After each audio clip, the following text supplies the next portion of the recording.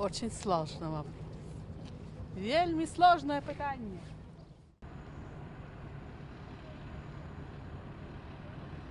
Я только за Лукашенко. И мои родители за Лукашенко, и дочка даже моя работает. И она за Лукашенко. Мы все за Лукашенко. Кто-нибудь другой, не только него. Пусть будет еще лет 30. Во, класс. Альтернативу? Женщина там какая-то молодая. Конечно, за Лукашенко. А зачем варианты какие-то другие? Нас устраивает. Нам все устраивает. Как-то Николай, по-моему, какой-то там есть. У него в интернете много этих. Как-то наша жизнь как-то вот это, не помню. Страна для жизни. Страна для жизни. Вот более, наверное, подходящий кандидат. Ну, Бабарыка.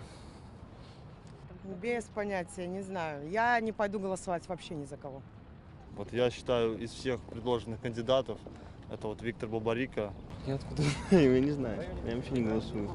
Ну, в принципе, как бы из всех кандидатов, естественно, то, что на слуху, это, естественно, Цепкало и Бабарыка. Люди, в принципе, незнакомые. Идут, как правило, на свой Олимп, обещая очень много. То, что будет потом, это неизвестно. Как говорил умный человек, хоть обезьяну, но только попробуй. Ну, а сможет ли она? Альтернатива любой абсолютно. Я буду за президента, который был. Меня он полностью устраивает. Ну, не знаю, как бы мне он не симпатизирует все это время, как бы, и я не буду, мне ничего плохого не сделал, но я как бы за него голосовать не пойду.